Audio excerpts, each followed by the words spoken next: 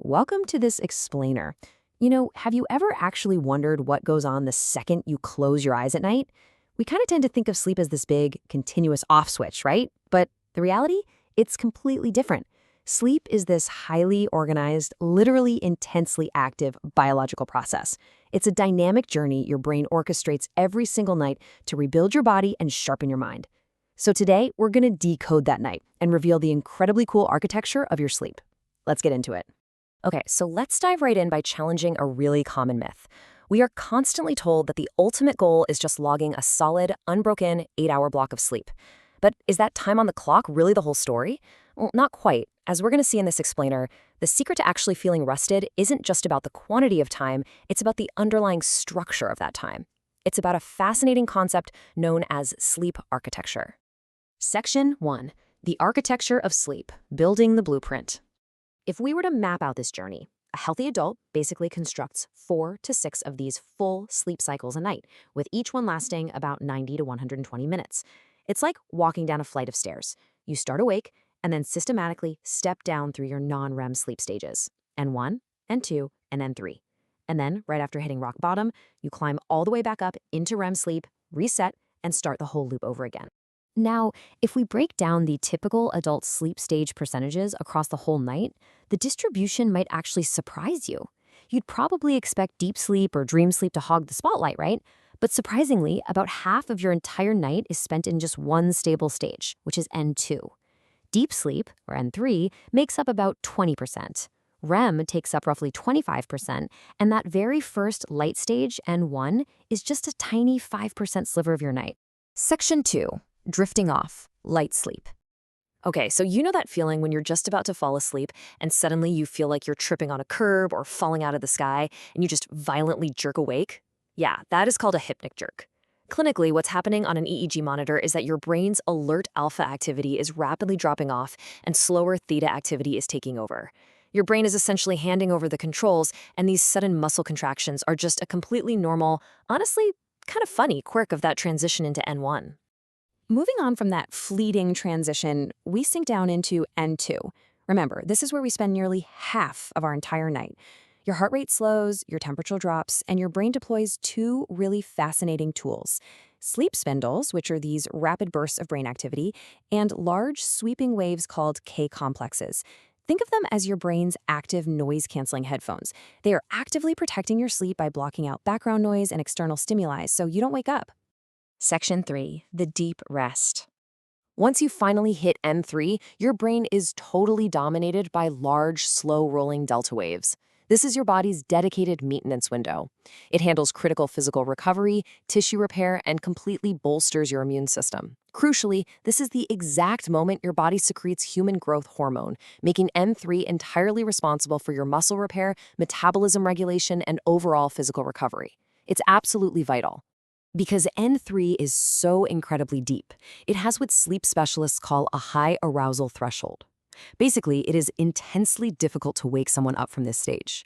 If your alarm clock happens to go off while you're stuck deep in N3, you're going to feel profoundly groggy, confused, and just completely disoriented. Furthermore, because you're in this weird, partially awake, partially asleep state deep in the brain, this is exactly when parasomnias, bizarre phenomena like sleepwalking, sleep terrors, and confusional arousals tend to happen. Section 4, REM, the paradoxical state. So REM is clinically known as paradoxical sleep for a very weird reason. During this stage, your brain waves are wildly active, firing off as if you were wide awake. But simultaneously, your physical body is completely paralyzed. You basically have a highly active dreaming mind trapped inside a completely immobilized body. That paralysis is scientifically called REM atonia. Nearly all of your skeletal muscles just become completely inactive. Now, I know it might sound a little scary, but this specific biological quirk is actually a vital safety mechanism. Because REM sleep features such visual, emotional, and complex dreams, your brain literally shuts off the connection to your muscles to physically stop you from jumping out of bed and acting out whatever wild scenario you happen to be dreaming about. But listen, REM is far more than just a biological movie theater. It is fundamentally crucial for our mental and emotional health. While N3 repairs the physical body, REM repairs the mind. It processes our daytime emotions, consolidates new learning and skills, and actively boosts our creativity and problem-solving abilities. It's basically organizing the filing cabinets of your brain, deciding what you need to keep and what you can just discard. What's really vital to understand here is that the balance of these cycles dramatically shifts across the timeline of a single night. In the early night, your cycles are heavily front-loaded with that deep, restorative N3 sleep. But as you progress toward the morning hours, those N3 stages shrink way down, and your periods of REM sleep become much longer and more intense. You're basically moving from deep physical recovery early on to intense emotional and memory processing right before you wake up. Section 5. Why sleep quality matters. The macro view. Let's zoom out for a second and look at how this whole architecture shifts across our entire lives. Infants, for instance, spend up to 50% of their time in REM just to support their massive brain development. As healthy adults, we find that nice, balanced structure we just talked about. But as we reach older adulthood, unfortunately, the architecture decays a bit. We lose that deep N3 sleep and experience way more frequent awakenings, which results in an overall reduction in our sleep efficiency. Speaking of efficiency, sleep medicine relies on a very specific mathematical formula. Normal sleep efficiency is calculated by taking your total actual sleep time, dividing it by the total time you spent lying in bed, and then multiplying by 100. For a truly healthy sleep architecture, that number needs to sit at a solid 85% or higher. If you're spending 9 hours in bed but you're only actually sleeping for 6, well, your efficiency is critically low, and your architecture is definitely suffering. And there are so many external factors that can just absolutely demolish that 85% efficiency and ruin your architecture. Conditions like obstructive sleep apnea, where your breathing repeatedly stops, cause these tiny micro-awakenings that violently yank you out of your deeper stages. Add in issues like insomnia, narcolepsy, depression, or neurological diseases, and you severely disrupt this careful organization. This leads to a really dangerous reduction in both your physical N3 repair and your emotional REM processing. Interestingly enough, your brain actually keeps score. It knows when it's been cheated out of its architectural requirements.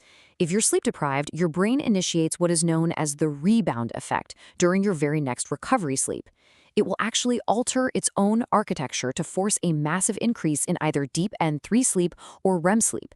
It's desperately trying to recover the exact stages it missed out on previously, prioritizing the specific type of rest it needs the absolute most. So, the crucial point we need to take away is this. No single stage is enough on its own, and the total number of hours you log, that's really only half the story. The unbroken, continuous flow from light sleep to deep sleep to dream sleep is what actually repairs you. Mathematically and biologically, 6 hours of continuous, consolidated sleep with perfectly intact architecture is far more restorative than spending 8 full hours just tossing, turning, and experiencing highly fragmented sleep. Which brings us to the ultimate question. We now know sleep is absolutely not an inactive void, but a powerful, highly necessary biological construction project that rebuilds you every single night. You might be getting a recommended 8 hours in bed, sure, but based on everything we've unpacked today, is your own sleep blueprint actually structurally sound? Thank you so much for exploring the fascinating architecture of sleep with me. Take a much closer look at your own nightly routines, and I will see you in the next explainer.